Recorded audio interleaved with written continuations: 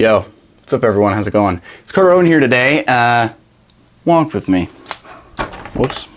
Walk with me. So, recently, I've made a lot of self-help videos and a lot of, I've actually seen a lot of people change around me, which is pretty cool. Not saying all of them changed because of me, but did I play an influence? Hopefully. Yeah, it's been really cool. I've been enjoying hearing people say, oh yeah, like that's something I never thought about before. I like seeing people improve and all that kind of stuff. So I'm just gonna go out and say it. I've been struggling with alcohol.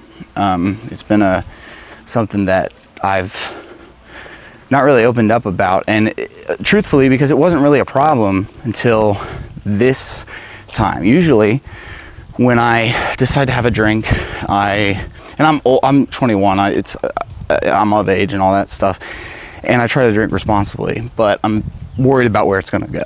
So when I first started drinking, I mean, the first drink I've ever had is wine. I won't explain like how that actually happened or anything like that, but it was wine, and it was not for me. I was just like, I don't feel it. I don't think that anything really happened. Honestly, I don't remember. I remember thinking like, oh, I feel something, but I was just like, it's not for me. And alcohol kind of comes in phases for me, and I think probably for a lot of people it's like that too, but it never really got out of hand. Even when I was going to bars every night with some friends, some toxic friends at that, or one toxic friend, even that wasn't really getting me addicted to alcohol. I still, I liked it to drink. It was fun, and I was not. Yeah, it was bad, and that's probably the most I've drank. But I never got addicted to it. I was always able to put it down. Recently, I've actually found a problem that I can't put it down.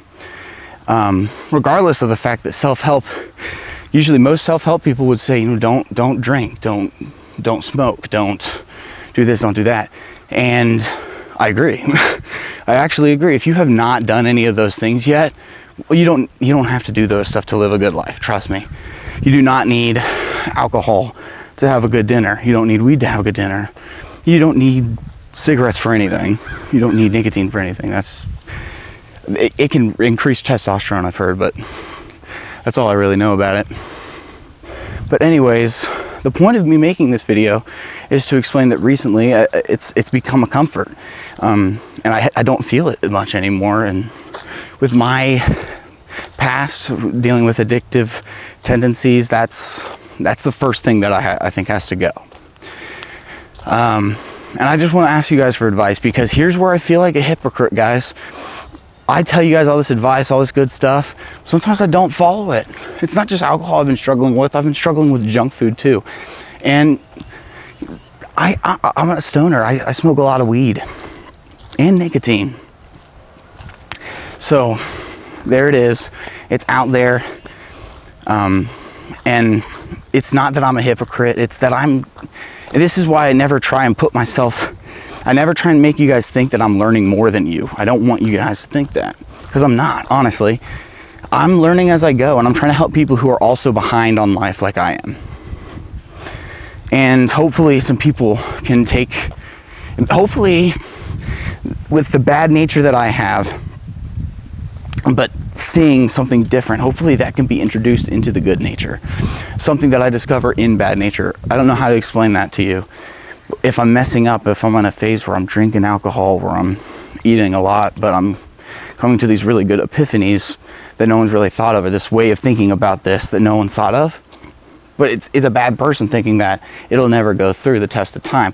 If it's a good person, someone who does good, or something in good nature that reveals that, that's good. And that's part of how I think. I think, okay, so I'm not the best person, but I have some skills, I have some ideas, I have interesting way of looking at things that can be brought over into good and make even more good, produce even more good.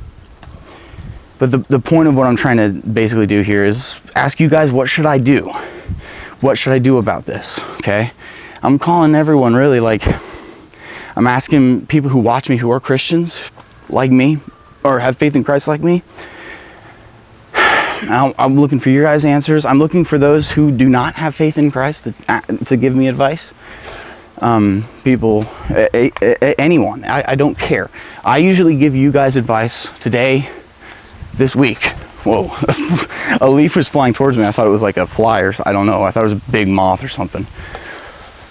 I'm asking you guys for advice this time. Give me advice. Let me know what I should do. I'll tell you, the plan is not to keep going down this path. It never is for anyone, I don't think, but to just have some good come out of all the bad that I was doing, all the just negative things. If something could come out of that situation that I was in, that I put myself in, and if there could be something good that comes out of that, that's what I want.